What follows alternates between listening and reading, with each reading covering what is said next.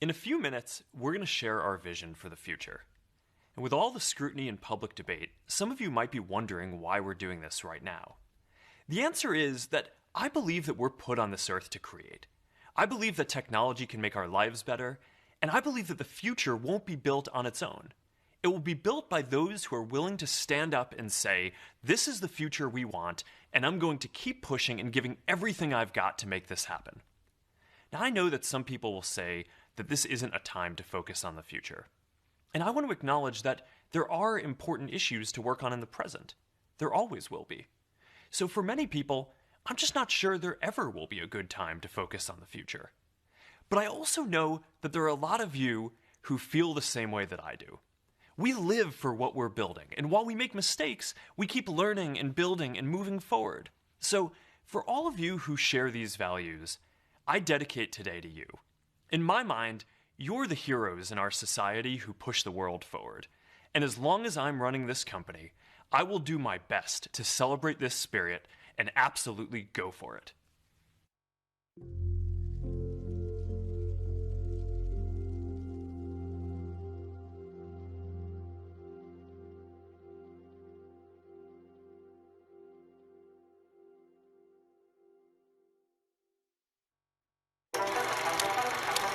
We always ask, where is the future going to take us?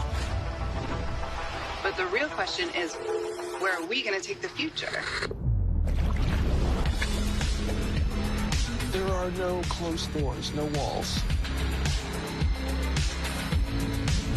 Holy mackerel, this is unbelievable. We may have brain surgeons in Edinburgh operating on patients in New Zealand. You'll send emotions, feelings, memories. Imagine a world where we are represented the way we want to be.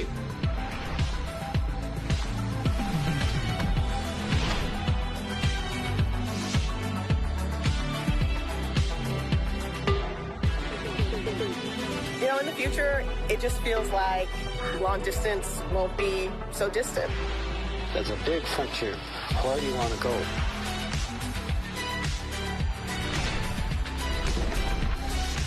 And we're just getting started. Appreciate the past, utilize the present, but don't be afraid to create the future.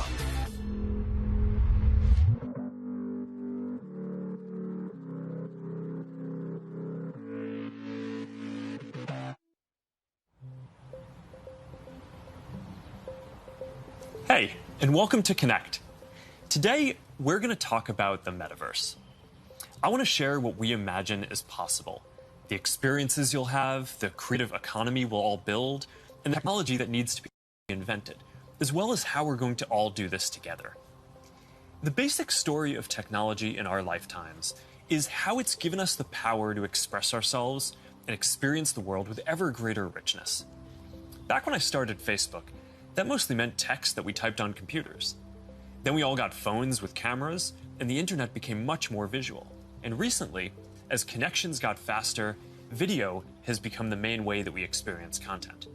We've gone from desktop to web to phones, from text to photos to video, but this isn't the end of the line. The next platform and medium will be even more immersive, an embodied internet where you're in the experience, not just looking at it. And we call this the Metaverse. And you're going to be able to do almost anything you can imagine. Get together with friends and family, work, learn, play, shop, create, as well as entirely new categories that don't really fit how we think about computers or phones today.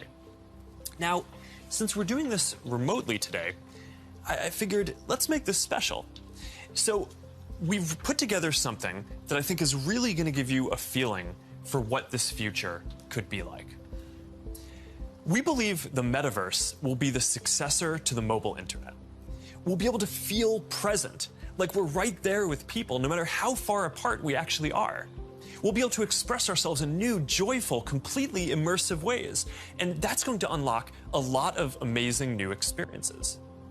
When I send my parents a video of my kids, they're going to feel like they're right in the moment with us, not peering through a little window. When you play a game with your friends, you'll feel like you're right there together in a different world, not just on your computer by yourself. And when you're in a meeting in the metaverse, it'll feel like you're right in the room together, making eye contact, having a shared sense of space, and not just looking at a grid of faces on a screen. That's what we mean by an embodied internet. Instead of looking at a screen, you're going to be in these experiences. Everything we do online today, connecting socially, entertainment, games, work, is going to be more natural and vivid. This isn't about spending more time on screens. It's about making the time that we already spend better. Screens just can't convey the full range of human expression and connection. They can't deliver that deep feeling of presence. But the next version of the internet can. That's what we should be working towards. Technology that's built around people and how we actually experience the world and interact with each other. That's what the metaverse is all about. Now, the best way to understand the metaverse is to experience it yourself, but it's a little tough because it doesn't fully exist yet. Some of the basic building blocks are here, though, and others are starting to emerge as we speak. We're starting to get a sense of how it could all come together and what it could feel like. So today we're going to do something a little bit different. Rather than just focusing on this year's products like a normal keynote, we're going to talk about the future. So let's start by exploring what different kinds of metaverse experiences could feel like, starting with the most important experience of all, connecting with people.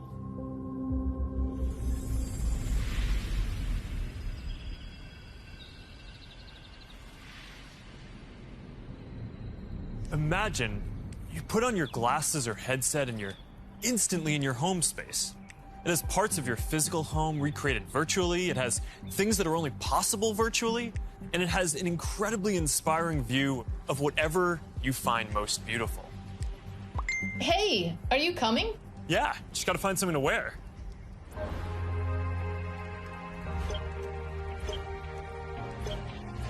All right, perfect. Boy. Oh, hey, Mark. Hey, what's going on? Hi. Mark. What's up, Mark? Whoa, we're floating in space? Uh-huh. Who made this place? It's awesome. Right? It's from a crater I met in LA. This place is amazing. Boz, is that you? Of course it's me. You know I had to be the robot, man. I thought I was supposed to be the robot. Whoa. I knew you were bluffing.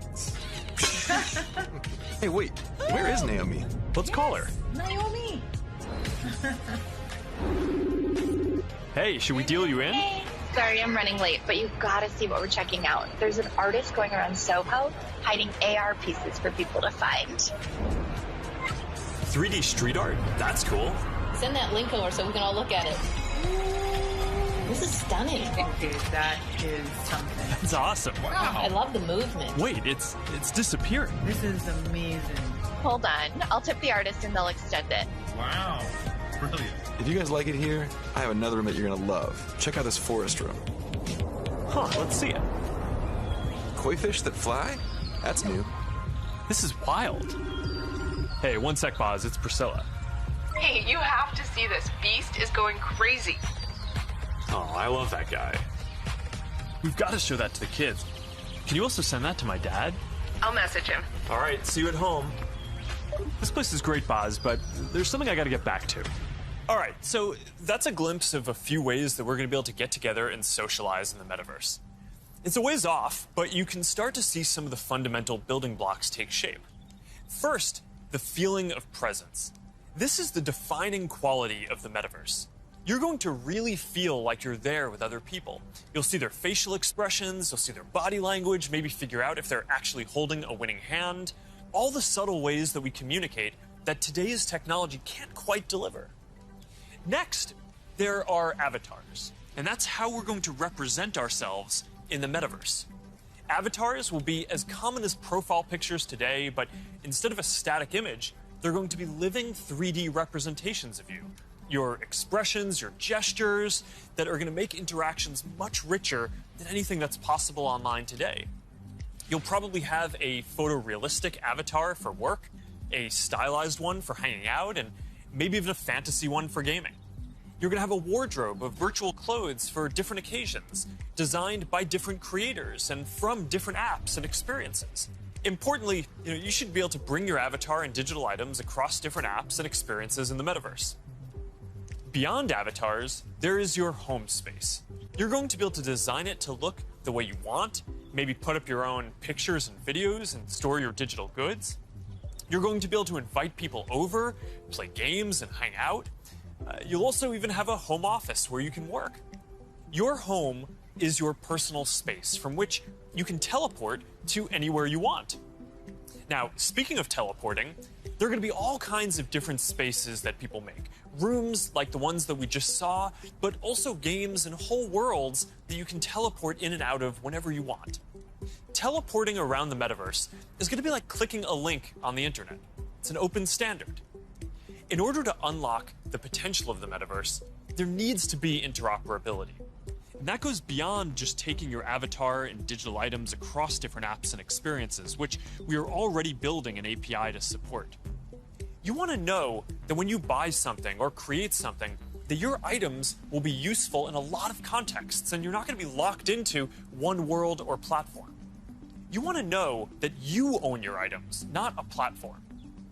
Now, this is going to require not just technical work, like some of the important projects that are going on around crypto and NFTs in the community now. It's also going to take ecosystem building, norm setting, and new forms of governance. And this is something that we're really going to focus on. Privacy and safety need to be built into the metaverse from day one. You'll get to decide when you want to be with other people, when you want to block someone from appearing in your space, or when you want to take a break and teleport to a private bubble to be alone.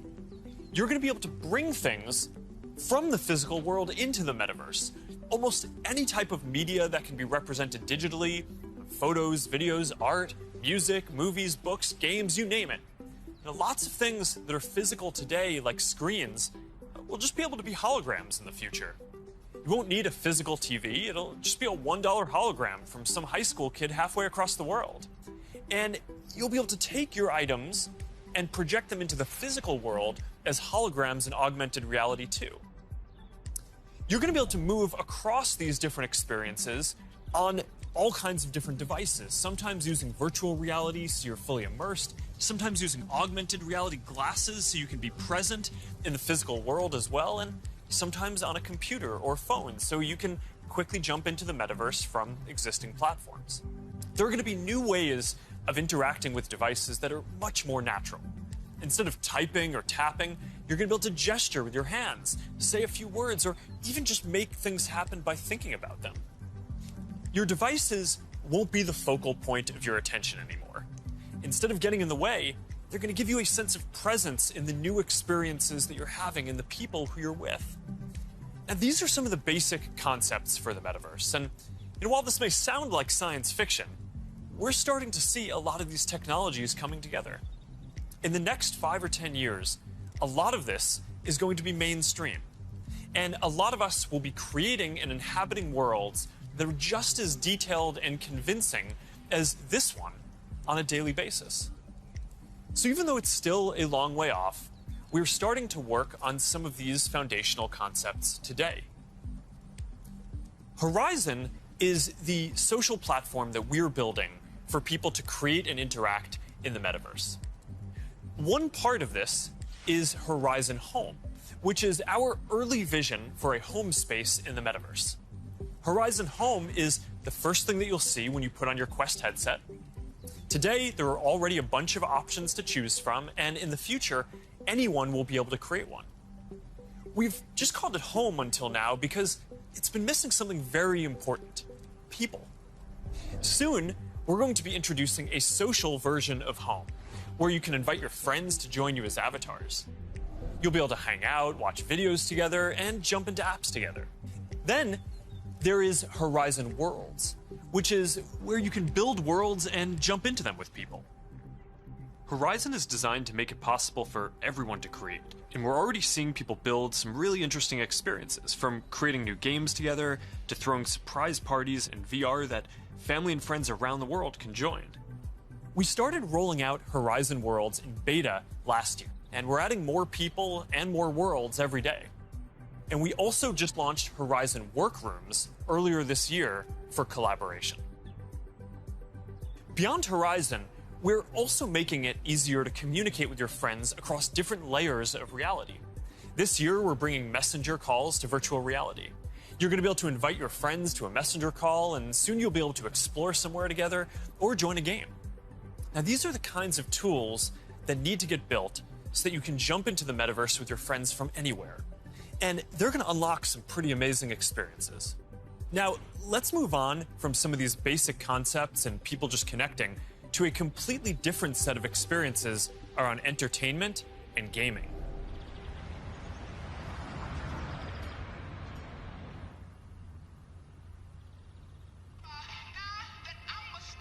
Imagine your best friend is at a concert somewhere across the world. What if you could be there with her? I'm packing all my sneakers. I never had a club. Yo. You're here! Tell it like it is. Love how you live. When you're doing what you're doing. Just tell the truth. Just tell it. Just tell it. Just tell it. Just tell it.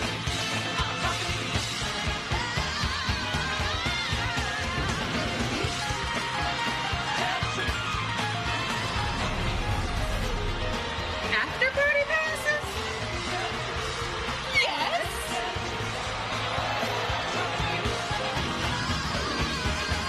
I want you to tell it like it is.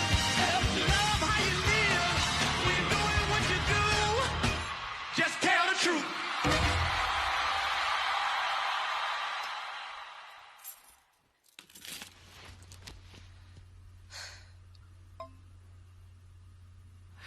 Jumping in now. What if there was an after party that anyone could go to, no matter where they were? This is wild.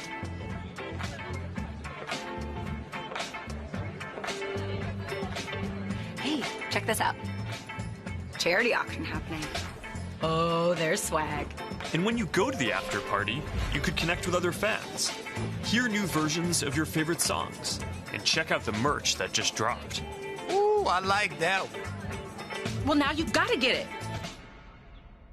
You can start to see how the metaverse is going to enable richer experiences by letting us add new layers to the world that we can interact with.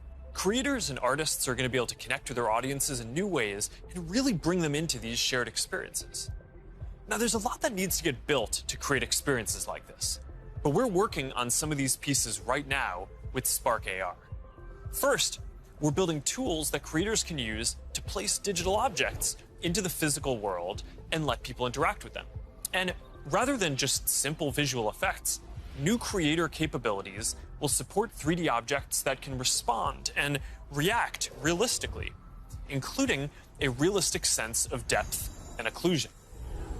In the next year, we're also adding the ability for creators to connect different physical locations into cohesive augmented reality storytelling experiences, like guided tours or scavenger hunts. We're also building a Horizon marketplace, where creators can sell and share 3D digital items. And our hope is that this will enable a lot more commerce and help grow the overall metaverse economy. Because at the end of the day, it is really the creators and developers who are going to build the metaverse and make this real. And to make sure that there's an ecosystem that can sustain hundreds of thousands of people working on this, which is what we're going to need to bring this to life, then it's critical that creators and developers can make a good living doing this work. Now, if you ask people today what they thought the metaverse was, a lot of people would probably say it was a Spider-Man movie.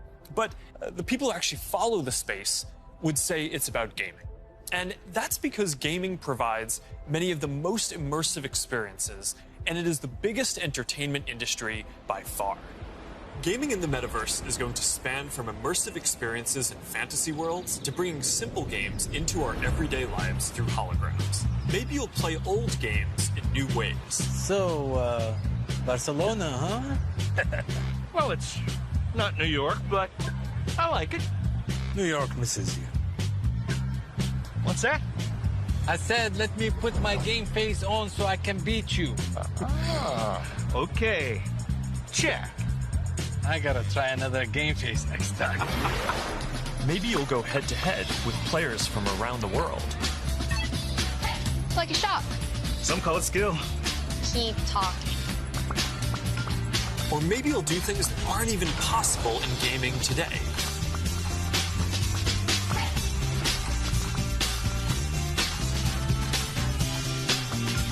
Hey, Mark, down for a VR foiling sesh? Now this is more my style. Classic look. All right. Nice. Oh, nice choice, Mark. Ready to shred. All right, here we go. Whoa. Whoa, hang in there, Mark. That's not good. Hit this section, boom. All right, backflip. Yoo-hoo! I've got an idea. Hey, where are you going? Gotta pump it to jump it. What? I didn't even know that was an option. You're not gonna catch me now. Take that, unicorn. Oh, Tube City! Kai, you're out of control. Don't worry, I'll let you win next time. All good. Oh, that was a close one. You want to go again? Maybe later. I'm gonna need a lot more sunscreen, though. Oh, man. Well, gaming is how a lot of people are going to step into the metaverse for the first time. It already has some of the most fully built-out digital goods and the most active creator and developer communities, and major platforms like Epic are working to build out the metaverse, starting with gaming.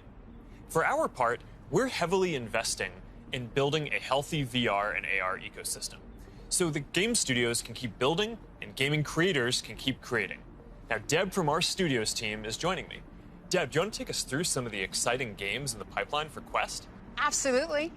Over the years, we've had the opportunity to work with incredible developers like Vertigo Games, the studio behind fan favorite Arizona Sunshine. I love Arizona Sunshine. That game basically got me and my friends through the first few months of the pandemic. That's awesome. If you enjoyed that, Mark, I think you'll be excited that we're partnering with Vertigo on 5 more great games from Deep Silver and others. We'll share more about this lineup very soon. Nice. What else is coming? Well, the metaverse is constantly evolving. So one of the most important aspects will be live service games that launch updates and new downloadable content regularly, like Echo VR, Beat Saber, Onward, Pistol Whip, and more. We're focused on this a lot right now, making sure games can build out active communities. Beat Saber has a passionate community. Oh, I love Beat Saber. So do I. And Beat Saber just passed $100 million in lifetime revenue on Quest alone.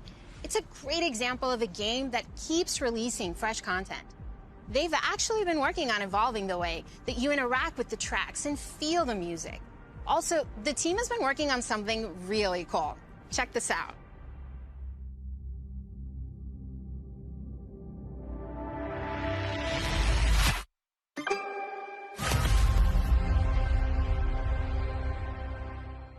I can't wait to play this. And they keep partnering with incredible artists to release new music packs all the time. Did you play the Billie Eilish music pack last month? A little more than I should have. I probably should have been working more on this metaverse presentation. Well, they have a great lineup of artists for 2022. And there's one more epic surprise before the end of the year. So stay tuned. Okay, have you played Population 1? I mean, yeah, I love the game so much that... For those who haven't, Population 1 is a thrilling battle royale that is only possible in VR. Since its launch at Connect last year, it has become one of the highest earning games on Quest and the biggest multiplayer FPS on the platform. You can have up to 24 people in at once for a match. We're super excited to keep launching big updates, like an all-new autumn event later in November and a Winter Wonderland update in December.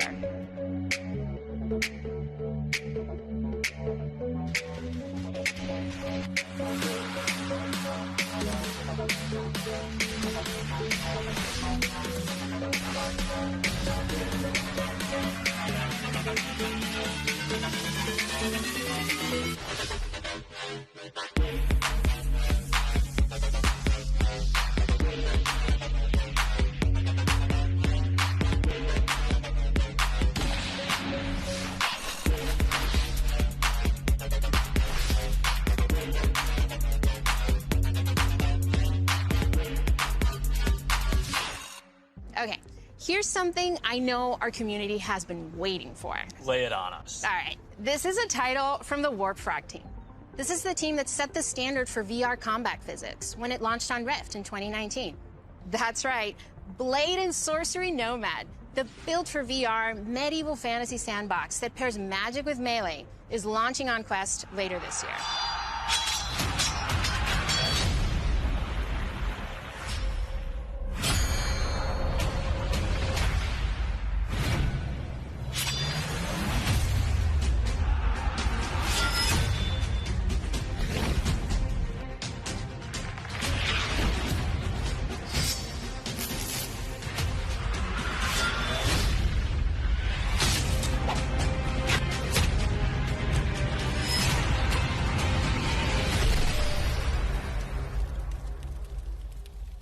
For more gaming updates, look out for the 2022 Oculus Gaming Showcase. It's going to be loaded with news you won't want to miss. But Mart, I believe you have some news for us as well. Yeah, you know, I have to say, it's really impressive to see this lineup come together over the last few years, but there's one project that I'm really looking forward to. Yeah, this is one of the all-time greats, and we've been working for years to bring it to Quest. I'm excited to announce that the Rockstar Games classic Grand Theft Auto San Andreas is in development for Quest 2. This new version of what I think is one of the greatest games ever made will offer players an entirely new way to experience this iconic open world in virtual reality. That's it, Mark. I'm moving to the Metaverse. All right, thanks, Deb. This is going to be amazing. Now, a lot of the most interesting games out there take advantage of how you can move around physically. Being able to look anywhere, move freely, it's just a fundamentally different experience from staring at a screen. This quality of being physically embodied and able to interact with the world and move around inside it, that opens up some completely new experiences that didn't really make sense before on 2D phones or computers. And one example that we are seeing take off is fitness. And speaking of that, I think it's time for my workout. A lot of you are already using Quest to stay fit. It lets you work out in some completely new ways. It's kind of like a Peloton, but instead of a bike, you just have your VR headset, and with it, you can do anything from boxing lessons to sword fighting to even dancing.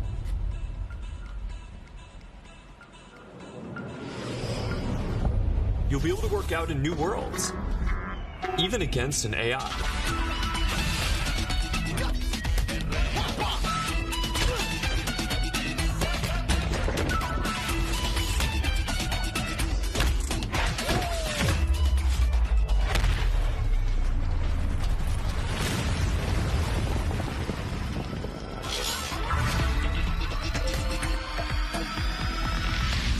Maybe you'll get some friends together for some 3-on-3.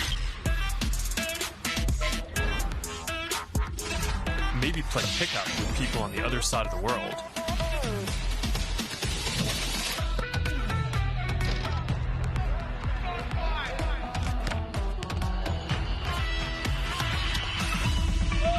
Or imagine your Facebook cycling group does an AR charity ride. Let's go! Complete with a leaderboard. Maybe you'll be able to train with the best, like you're right there with them. Like Lee Keeper, Olympic gold medalist. On guard. Bench. Don't be scared to attack.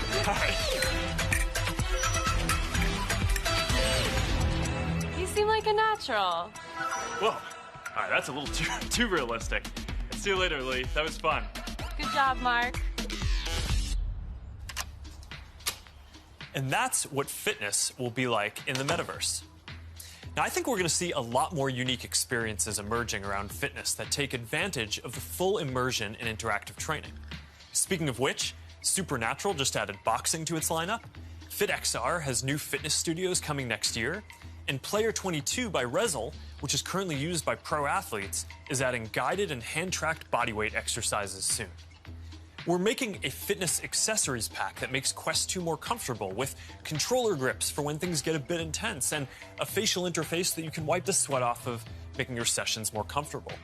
And that's all coming next year. But enough with the fun and games. It's time for everyone's favorite, work. Over the last year and a half, a lot of us who work in offices have gone remote.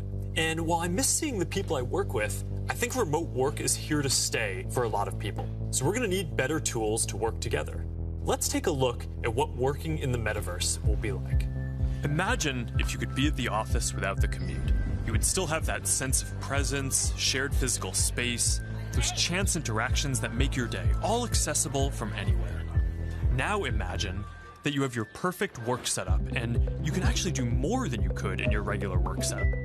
And on top of all that, you can keep wearing your favorite sweatpants. Looking good. Let's get together real quick for a debrief.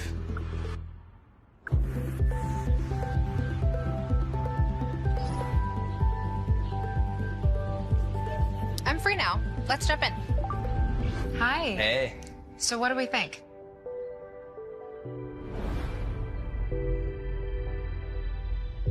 I think it's ready. Great. I'll prep it for the presentation. All right. Good luck. Imagine a space where you can tune out distractions and focus on the task at hand. And when you're ready to share what you've been working on, you can present it as if you're right there with the team. Wait, where's Mark? I think he's in the middle of something. You can already see some of these elements in Horizon Workrooms, which we launched a couple of months ago. Later this year, we plan to introduce room customization, so you can put your own logos and posters in your workrooms. We're also introducing a new office space in Horizon Home, for when you want your perfect workspace to do some focused work or just cross a few things off your to-do list. We're also announcing 2D progressive web apps for the Quest Store, and as a new developer frameworks, they're easier to build. So you can drop in and check on a work project while you're in VR using services like Dropbox, Slack, or stay connected with Facebook and Instagram. This starts bringing more of your 2D internet services into the metaverse. And as we've focused more on work, and frankly, as we've heard your feedback more broadly, we're working on making it so you can log into Quest with an account other than your personal Facebook account. We're starting to test support for work accounts soon, and we're working on making a broader shift here within the next year. I know this is a big deal for a lot of people. Not everyone wants their social media profile linked to all these other experiences, and I get that, especially as the metaverse expands. And I'll share more about that later. But I'm genuinely optimistic about work in the metaverse. We know from the last couple of years that a lot of people can effectively work from anywhere. But hybrid is going to be a lot more complex, when some people are together and others are still remote. So giving everyone the tools to be present, no matter where they are, whether as a hologram sitting next to you in a physical meeting or in a discussion taking place in the metaverse, that's going to be a game changer. I think this could be very positive for our society and economy. Giving people access to jobs in more places, no matter where they live, will be a big deal for spreading opportunity to more people. Dropping our daily commutes will mean less time stuck in traffic and more time doing things that matter. And it'll be good for the environment. Actually, if you travel for work and working in the metaverse means that you just take one less flight each year, that's probably better than almost anything else that you can do for the environment. I think working in the metaverse is going to feel like a huge step forward. And these dynamics, like the ability to teleport places with people and interact around shared projects in virtual space, they're going to be valuable in a lot of other categories of experiences too. So now Marnie, our Chief Business Officer, is going to take us through some of them. Thanks, Mark. We'll see you in a minute. What if you could learn about anything in the world just by bringing it closer to you? So, we're gonna have an astrophysicist in the family. Actually, I have to write this paper. Will you help me? Let's take a closer look. What part of the solar system are we talking about? Saturn. If you were taking astrophysics, you could study in the metaverse. Did you know the rings are made up of billions of icy particles? Really? Look at this.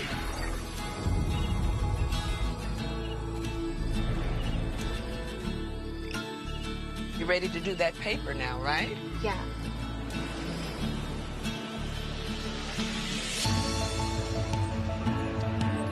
In the metaverse, you'll be able to teleport not just to any place, but any time as well. Ancient Rome. Imagine standing on the streets, hearing the sounds, visiting the markets, to get a sense of the rhythm of life over 2,000 years ago. Imagine learning how the Forum was built by actually seeing the Forum get built right in front of you.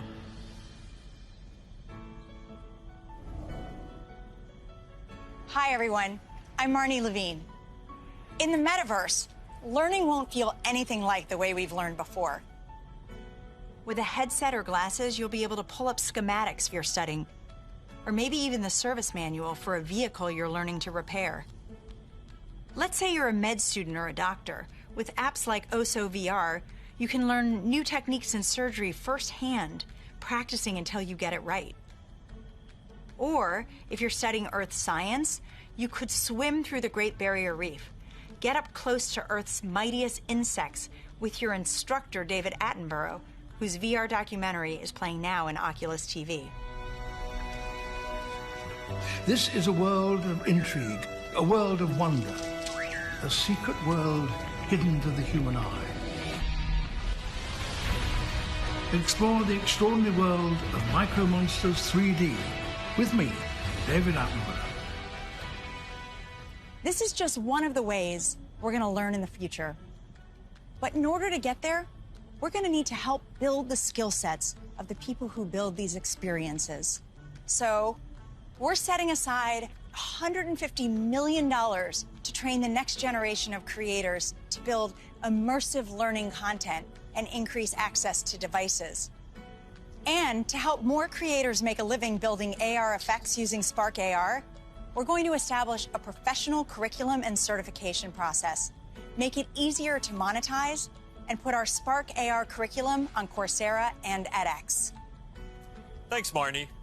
So that's a glimpse of the kinds of experiences that you might have in the metaverse. From connecting with friends, to gaming and entertainment, to work and education, and creation and commerce. Now, let's talk about how creators and developers are going to build all of this, and about the economy that we all need to create. The last few years have been humbling for me and our company in a lot of ways. One of the main lessons that I've learned is that building products isn't enough. We also need to help build ecosystems so that millions of people can have a stake in the future, can be rewarded for their work, and benefit as the tide rises, not just as consumers, but as creators and developers. But this period has also been humbling because as big of a company as we are, we've also learned what it is like to build for other platforms. And living under their rules has profoundly shaped my views on the tech industry. Most of all, I've come to believe that the lack of choice and high fees are stifling innovation, stopping people from building new things, and holding back the entire internet economy. We've tried to take a different approach. We want to serve as many people as possible, which means working to make our services cost less, not more. Our mobile apps are free. Our ads business model is an auction which guarantees every business the most competitive price possible. We offer our creator and commerce tools either at cost or with modest fees to enable as much creation and commerce as possible. And it's worked.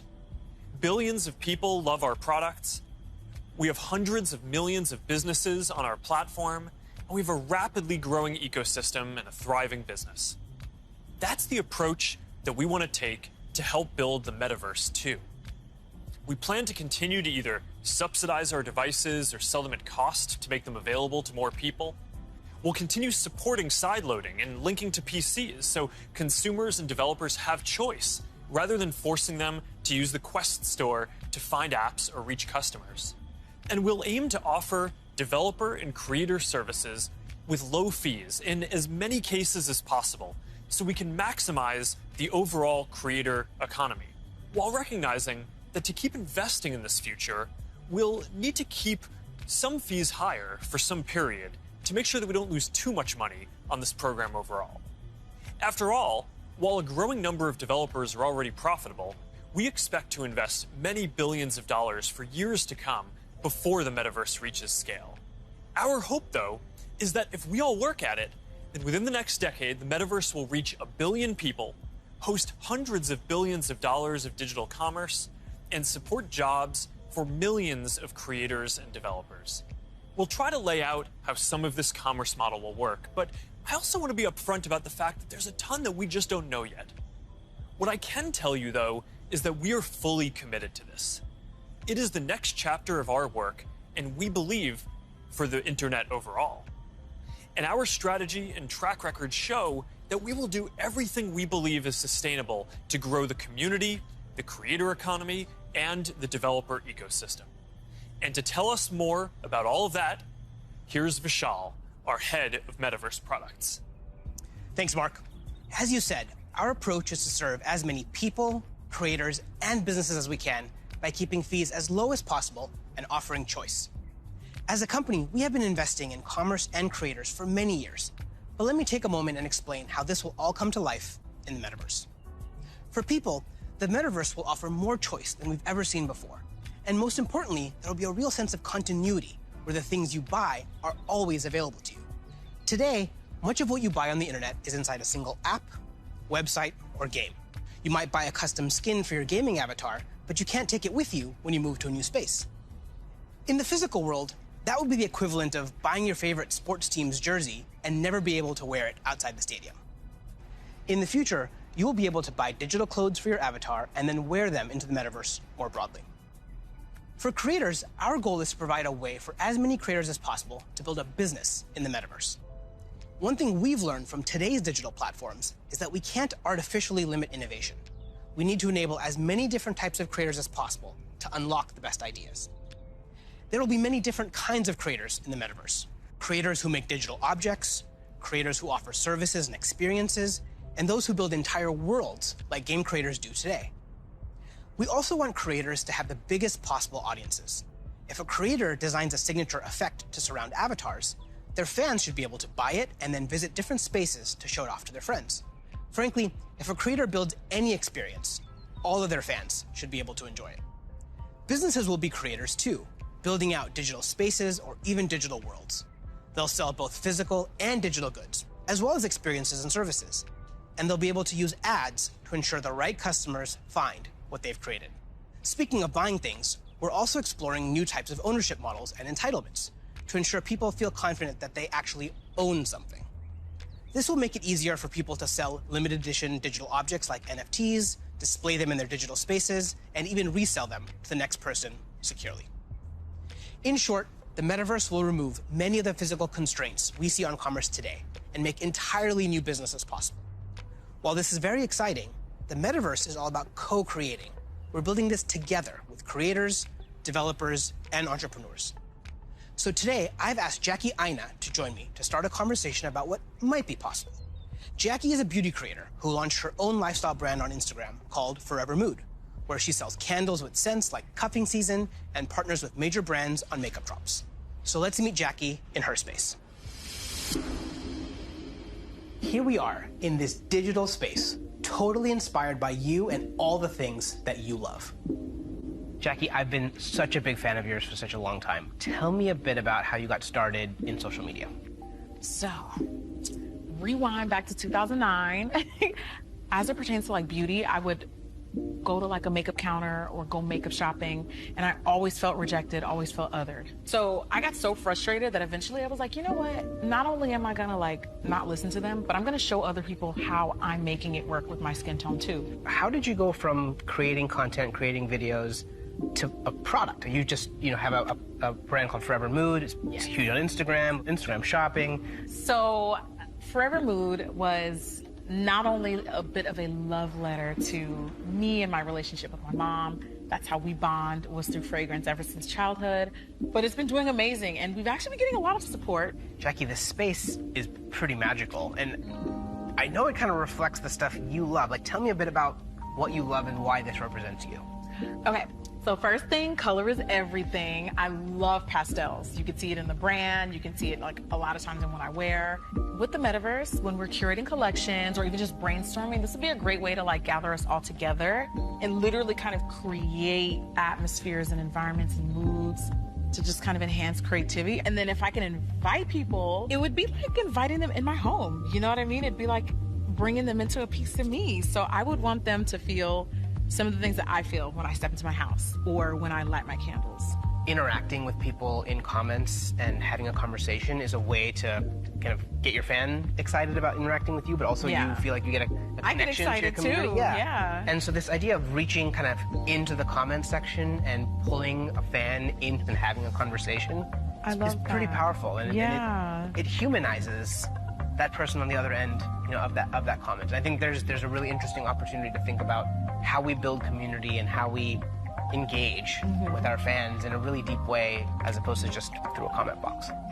Imagine for your biggest fans, you could have an exclusive launch party where anyone could visit no matter where they were in the world. I love that because when we first launched the brand, everything was shut down because obviously quarantine, couldn't go anywhere. And I had this idea of doing like pop-ups for Forever Mood where we would have a room inspired by each scent.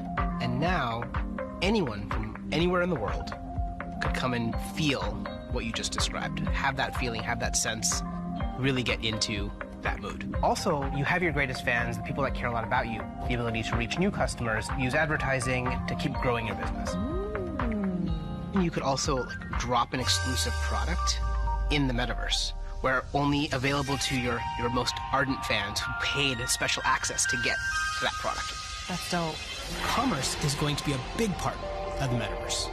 You'll be able to sell both digital and physical products. The butterfly effect transports us someplace magical.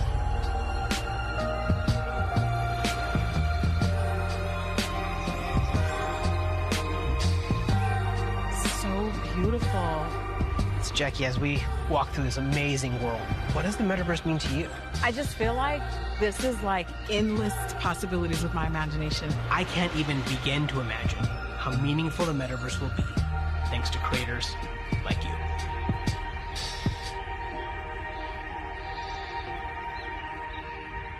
There's a lot here to be excited about.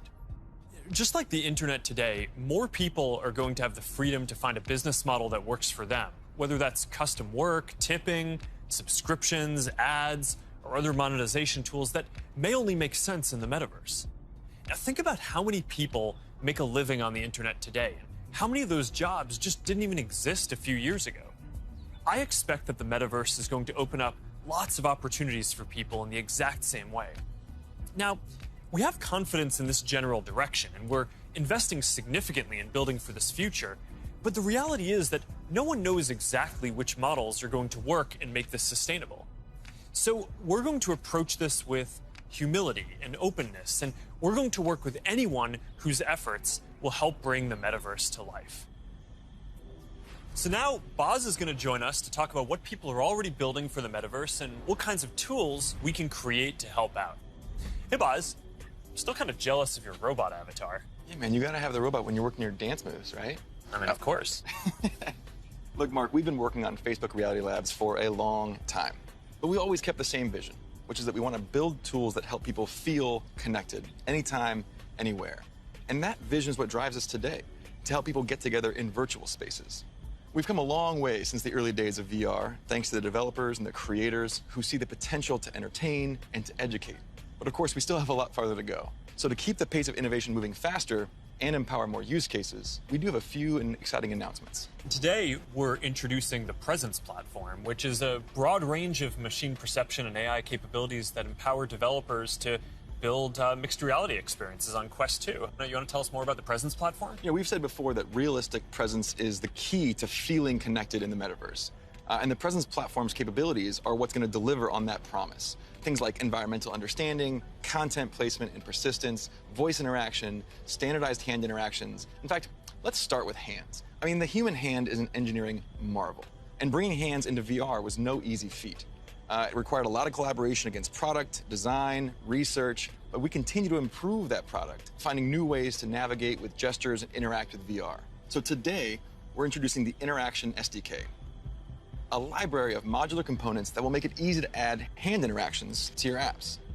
That's pretty exciting. Yeah, we really think that this is going to help people accelerate the build time for new and existing titles that allow people to use their hands more naturally in more virtual experiences. Now, in addition to hands, there's another exciting interaction space for VR. That's your voice. The Voice SDK lets developers integrate voice input into their games and apps so they can create new gameplay and navigation. So soon, you'll be able to jump into a FitXR workout and shake up your routine just by saying, "Surprise me." Oh, yeah, I've tried this one before. This one's really tough. Yeah, me too. It is. Since we launched the Pass-Through API, we've already seen breakthrough experiments from developers that blend the virtual and the real world. Soon, with our next SDK release, developers will be able to ship their mixed reality apps on the Oculus Store and an App Lab. Now, of course, access to pass-through by itself is not enough. To achieve that rich mixed reality experience, apps also need to be aware of things in the room and, blend the virtual objects with the physical environment around them so they can coexist in the same space. So developers want to be able to place, persistent world-locked content like animated holograms or your Instagram feed in your real space. And tools like spatial anchors and scene understanding capabilities will help make these mixed reality experiences feel seamless. Now, I'd gladly nerd out with you on the technical details of this with you. I know. But I think it's better to show you. Load the world beyond. This is Oppie. Oppie, come on, Oppie. Who's a good persistent state virtual object layered on an interactive pass-through environment? Oh, you are. Yes, you are. Oppie, sit. Pets in the metaverse, man. Just as stubborn as they are in the physical world. You know, Boz, I always really wanted a forest in my living room. Did you? Not really. I'm looking forward to how developers are going to be able to build a new generation of mixed reality experiences on Quest 2. And it also gives us a glimpse of the kind of worlds that people are going to be able to build. Now let's talk about augmented reality. With Spark, we really focused on those use cases that allow people to both stay engaged with the world around them, but also stay connected to the people that they're not around. And creators are really leading the way here. And we're doing everything we can to support them with our know-how, with our resources, and of course, with tools. And for more on that, I'd like to say hi to Sue, the product director at Facebook Reality Labs and the head of Spark AR. Thanks, guys. Spark AR is focused on building AR experiences that empower people to be more connected and at the same time, more present with the world around them. And creators are helping us build these experiences of today while exploring the possibilities of tomorrow. Fundamentally, we're democratizing AR creation and enabling a global community with the tools and knowledge necessary to develop the AR content and experiences that people love to use. Programs like AR Curriculum enrolled over 22,000 creators in less than a year, and we're adding additional programming to support more advanced creators. And the depth and breadth of content would not be possible without these creators. In 1 week alone, you'll see effects that bring moments like landing on Mars or the launch of a new album to life, all by tapping into everyone's imaginations. We're also powering experiences across Facebook, so imagine playing that AR battleship game from your phone with a friend in the metaverse or on an augmented call. How cool, right? Right now, we have over 600,000 creators in our community with diverse needs and motivations for using AR to engage with their fans and audiences. We know people, more than 700 million monthly across the Facebook family of apps, are already using AR a ton. We see over 80 billion effects applied per month, and we want to make it even easier for anyone to find their spark. So we created a tool, codenamed Polar, that makes AR creation possible for novice creators who have no prior experience in art, 2D or 3D design, or programming. Think paint by numbers. So creators whose first love might be photography, video, or dance can enhance their content for their own special effects. And that's an important piece of this vision and this community. It's open to anyone and everyone who's curious. And the metaverse is well positioned to be a strong digital economy for creators from all walks of life. This is primitive to a functioning metaverse. And we want to make sure creators are ready to share their creativity and capitalize on this emerging opportunity from day one. Thanks, Sue. So that's some of the software platform that needs to get built to deliver the metaverse. But there are other important considerations here too. Hey, Nick. Hey, Mark. Hope I'm not interrupting. You got a sec? Have you got Oppie with you? I think Oppie's still in the virtual forest, but I always have time for you. What's going on? Look, I just love the presentation so far. It's such visionary stuff. But as you mentioned early on, with all big technological advances, there are inevitably going to be all sorts of challenges and uncertainties. And I know you've talked about this a bit already, but people want to know how we're going to do all this in a responsible way, and especially that we play our part in helping to keep people safe and protect their privacy online. Yeah, that's right. This is incredibly important. The way I look at it is that in the past, the speed that new technologies emerged sometimes left policymakers and regulators playing catch-up. So on the one hand, companies get accused of charging ahead too quickly, and on the other, tech people feel that progress can't afford to wait for the slower pace of regulation. And I really think that it doesn't have to be the case this time round, because we have years until the metaverse we envision is fully realized. So this is the start of the journey, not the end. Like I said earlier, interoperability, open standards, privacy, and safety need to be built into the metaverse from day one. And with all the novel technologies that are being developed, everyone who's building for the metaverse should be focused on building responsibly from the beginning. This is one of the lessons that I've internalized from the last 5 years. It's that you really want to emphasize these principles from the start. So at Connect last year, Boz outlined our responsible innovation principles, and the first one was never surprise people. Right, and that means being transparent about how things work, what data is collected, and how that data is used over time. It also means giving people easy-to-use safety controls, as well as age guidance and parental controls for when youngsters are using these products. And we're spending a lot of time talking with experts and getting perspectives from outside the company on what we're building, even before we build it. And this is about designing for safety and privacy and inclusion before the products even exist. And one example is what we're doing with Project Aria, our research device that helps inform the AR glasses that we're building. We're also funding external research on this. You know, last year we announced grants for research on the impact of AR, VR, and smart devices on people who aren't currently using them, especially communities whose perspectives have often been overlooked, as well as best practices for creating inclusive environments in virtual spaces. And this year, we're opening up support for even more research because we need those independent perspectives to make sure that we're living up to another one of our principles, consider everyone. And that point is so important because this is a collaborative exercise. And in particular, we need to make sure the human rights and civil rights communities are involved. So these technologies are built in a way that's inclusive and empowering. One of the advantages of starting right now is that we can collaborate with people at the very early stages of development, like what we're doing through the new fund that you announced a few weeks ago. Yeah, the XR Programs and Research Fund. It's a 2-year, $50 million investment in programs and external research with organizations all over the world, like Howard University, Women in Immersive Tech, Africa No Filter, and universities in Seoul, Hong Kong, and Singapore. And this is crucial because, as we've said, the metaverse isn't something we're building so much as it's something we're building for. Across the industry, we need to bring that same imagination and commitment to building for interoperability, openness, safety, and privacy as we do for all the other product aspects of the metaverse. These have to be fundamental building blocks, just like the other software and experiences that we've been talking about. Right. All right, thanks, Nick. So, one thing that we haven't talked about much yet is the future of hardware that will help bring the metaverse to life. We're working on multiple new products to advance the state of the art, unlock richer social interactions, and make it a lot easier to be productive. That must be Angela, our head of VR devices. Hey, Angela. Hey, Mark. Is that what I think it is? I sure hope it is. All right, come on in. So, what do you think is the most exciting thing that we're working on right now? That's hard to say. You know, we have such an exciting pipeline.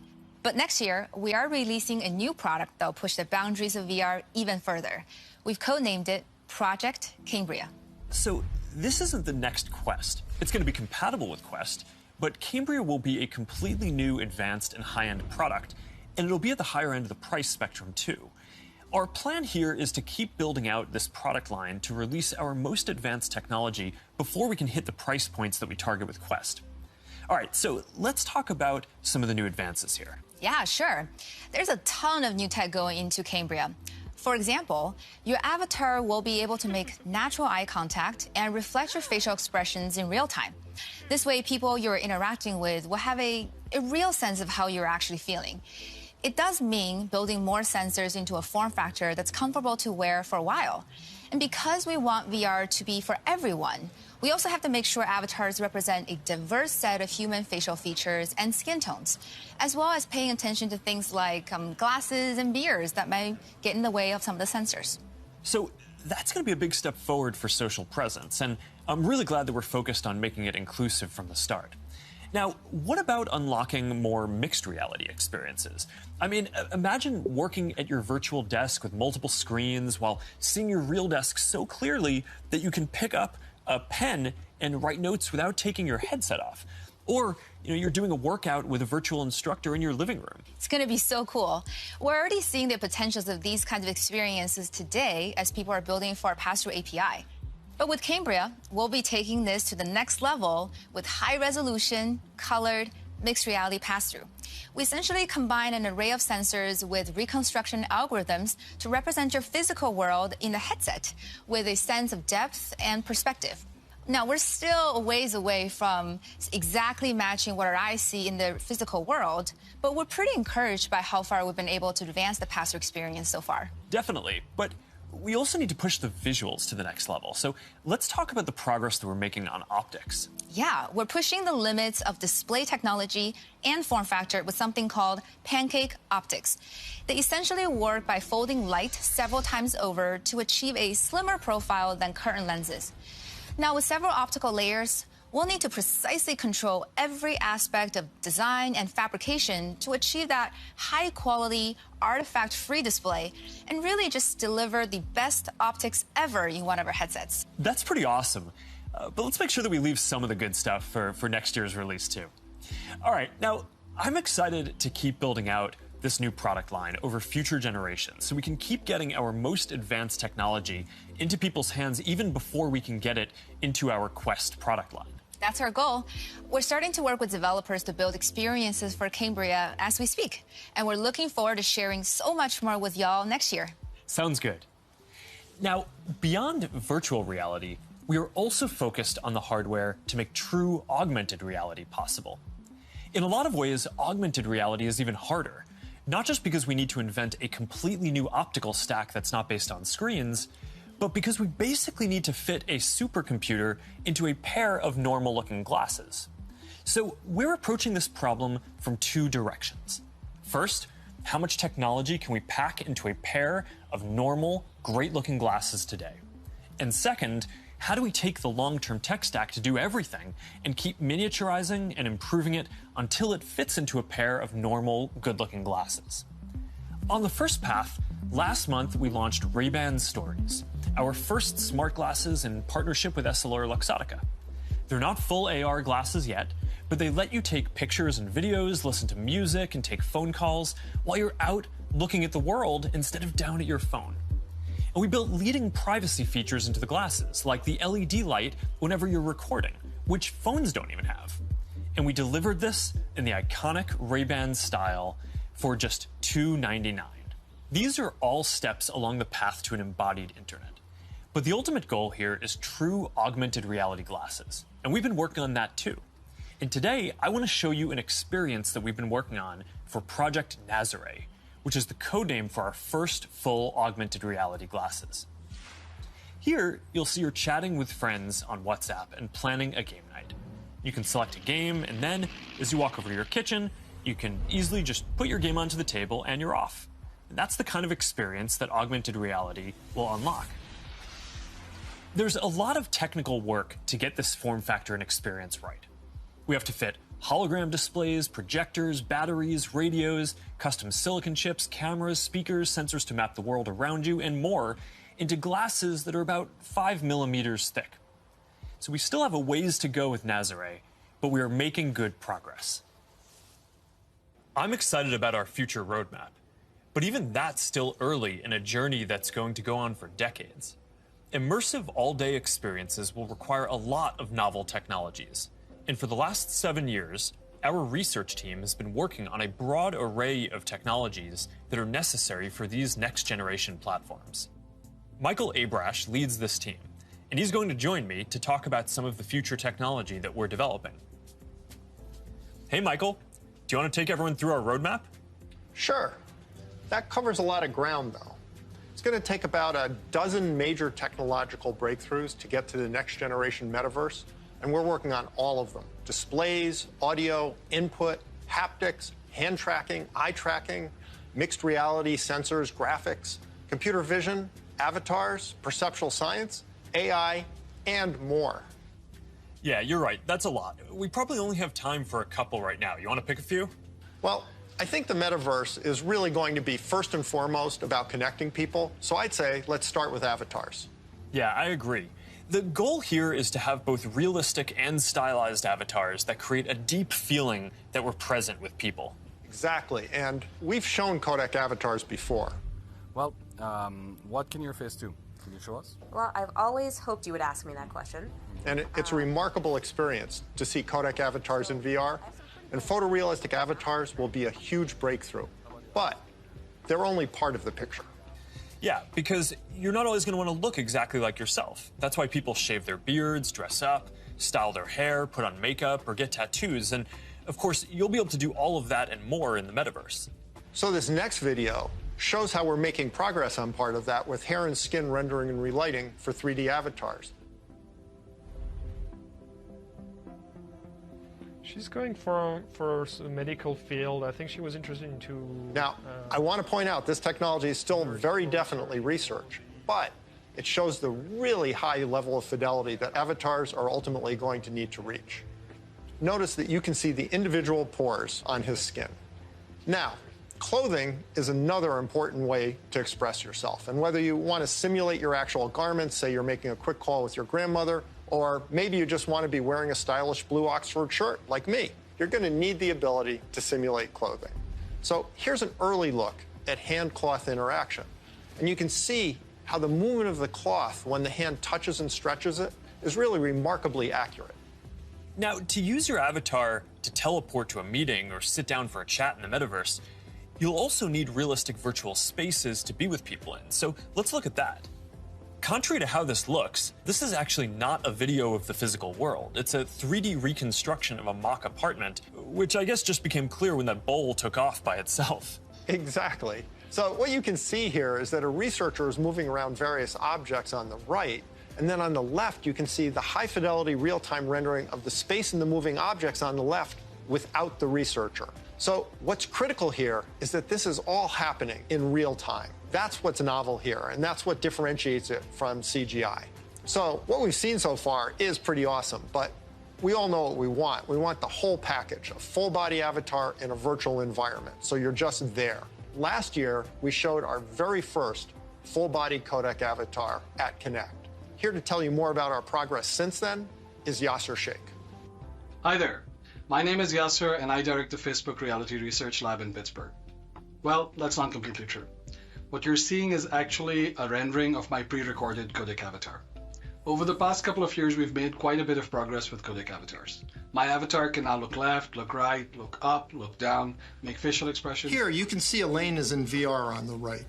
You can see her view of Yasser's avatar and the reconstructed real-world space that it's in on the left as she moves around the avatar.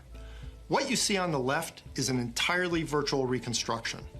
This gives you a sense of a future in which you'll be able to interact with another person's realistic avatar in virtual reality in real time. Now, preventing others from using your avatar will be critical.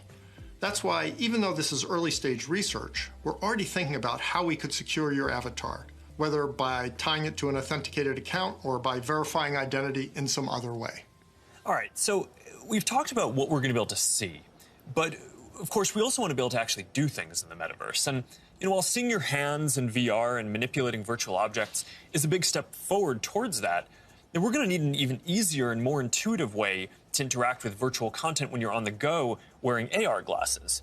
And we believe that neural interfaces are going to be an important part of how we interact with AR glasses. And more specifically, EMG input from the muscles on your wrist combined with contextualized AI.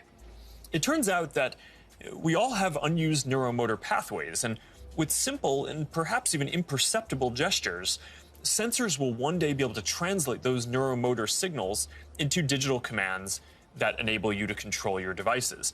It's pretty wild. So let's take a look at what EMG input is going to be able to do and where we are with it today. This video shows some of the ways that we think that wrist-based neural interfaces can provide an important input tool for AR glasses. So at first, that input is going to just be around enabling basic gestures, click, scroll, select. But As the technology evolves, EMG input could potentially unlock full-speed typing, and it could give you subtle, personalized controls that you can use in any situation. This is genuinely unprecedented technology. So let's look at an early prototype that shows how it could be used in AR. This experimental UI shows for the first time how EMG input could one day allow you to send a message in AR with your hand resting comfortably at your side without ever having to look at a screen. Notice how the researcher used an overt and highly visible click gesture to send the first message. We've made a lot of progress over the last year, and we're now able to do the same thing with the smallest of movements of the hand. EMG enables this by picking up subtle neuromotor commands with remarkable precision. So basically what you're saying is that you're going to be able to send a text message just by thinking about moving your fingers. That's going to be pretty amazing. But I guess it's just one part of the equation, because the other is AI that understands your context and can give you a simple set of choices based on that context. So let's take a look at an AI interaction model that we've built using Project Aria, our initiative to accelerate research into AR glasses and live maps that we talked about last year. Remember the mock apartment we saw earlier? Well, we've indexed every single object in it, including not only location, but also the texture, geometry, and function of each one. We fed all that information into the Project Aria glasses Ming-Fei is wearing in this next demo. And the reason is to simulate how AR glasses will ultimately be able to access data from a 3D map that will help them identify the real-world objects in the space around you and better understand your context so they can help you. What's happening here is that the glasses are calculating where Ming-Fei is in the room, locating and identifying all the nearby objects based on the index mentioned earlier, and figuring out which of those objects Ming-Fei is interested in by observing her eye movements. That contextual information, in turn, enables the system to offer proactive assistance to Ming-Fei in a variety of ways. Here, the system knows that she may want to turn on the TV, so when she clicks while looking at it, the system turns it on. Ultimately, her AR glasses will tell her what her available actions are at any time. Hey assistant, where's my favorite mug? We're also working on a voice interface that will let you locate any object. Here, the system is displaying the current location of the mug. In the future, it might tell her where it is using speech or text, or it might highlight the location in her glasses. Really, it's an early look at the sort of intuitive, low-friction interface that AI plus EMG input will enable in the future. This is how we'll all be interacting one day. Thanks, Michael. That was awesome. All right, so I hope that gives you a sense of some of the technical challenges that we're working on to deliver deep and immersive experiences in the metaverse.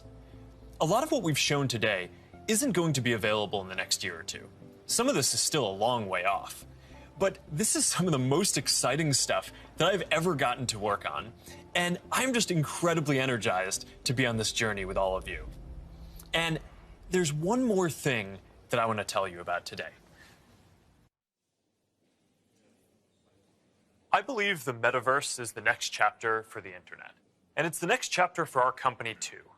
So I've been thinking a lot about what this means for our company and who we are as we embark on this journey. We're a company that focuses on connecting people. While most other tech companies focus on how people interact with technology, we focus on building technology so people can interact with each other. One of the reasons I started Facebook was that at the time you could use the internet to find almost anything. Information, news, movies, music, shopping, except for the thing that matters most of all, people. Today, we are seen as a social media company. But in our DNA, we are a company that builds technology to connect people.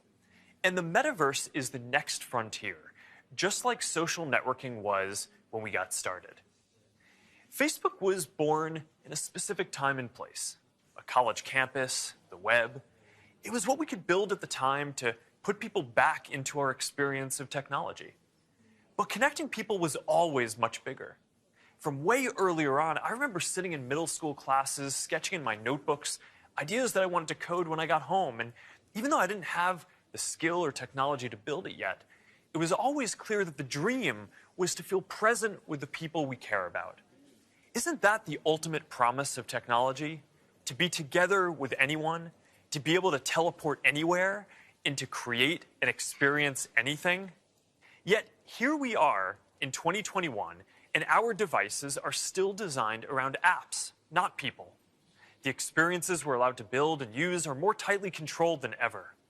And high taxes on creative new ideas are stifling.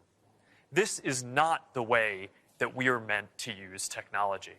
The metaverse gives us an opportunity to change that if we build it well. But it's going to take all of us, creators, developers, companies of all sizes. Together, we can finally put people at the center of our technology and deliver an experience where we are present with each other. Together, we can create a more open platform with more ways to discover experiences and more interoperability between them. And together, we can unlock a massively bigger creative economy. I know the internet story isn't straightforward.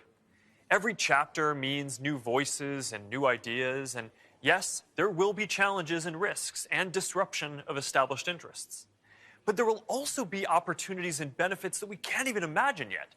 For connection, for creation, for learning, and joy. We'll all need to work together from the beginning to bring the best possible version of this future to life.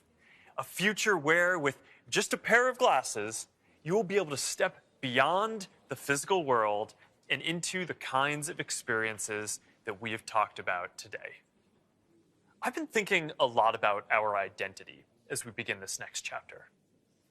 Facebook is one of the most used products in the history of the world. It is an iconic social media brand. But increasingly, it just doesn't encompass everything that we do. Instagram, WhatsApp, Messenger, Quest, now Horizon, Nazare, and more. Building our social media apps will always be an important focus for us. But right now, our brand is so tightly linked to one product that it can't possibly represent everything that we're doing today, let alone in the future. Over time, I hope that we are seen as a metaverse company. And I want to anchor our work and our identity on what we are building towards. We just announced that we are making a fundamental change to our company. We're now looking at and reporting on our business as two different segments. One for our family of apps, and one for our work on future platforms. And as part of this, it is time for us to adopt a new company brand to encompass everything that we do. To reflect who we are and what we hope to build, I am proud to announce that starting today, our company is now Meta. Our mission remains the same. It's still about bringing people together. Our apps and their brands, they're not changing either. And we are still the company that designs technology around people. But now we have a new North Star to help bring the metaverse to life. And we have a new name that reflects the full breadth of what we do and the future that we want to help build. From now on, we're going to be Metaverse first, not Facebook first. That means that over time, you won't need to use Facebook to use our other services. And as our new brand starts showing up in our products, I hope that people come to know the Meta brand and the future that we stand for. I used to love studying classics, and the word meta comes from the Greek word meaning beyond. For me, it symbolizes that there is always more to build. There is always a next chapter to the story. And for us, that's a story that started in a dorm room and grew beyond anything we could imagine, into a family of apps that people use to find one another, to find their voice, to start businesses and communities and movements that have changed the world. I'm proud of what we've built so far and excited about what comes next as we move beyond what's possible today, beyond the constraints of screens, beyond the limits of distance and physics, and towards a future where everyone can be present with each other, create new opportunities, and experience new things. It's a future that is beyond any one company, that will be made by all of us. We have built things that have brought people together in new ways. We've learned a lot from struggling with social issues and living under closed platforms. And now it is time to take everything that we have learned and help build the next chapter. I am dedicating our energy to this more than any other company in the world. And if this is the future that you want to see, then I hope that you will join us. Because the future is going to be beyond anything we can imagine.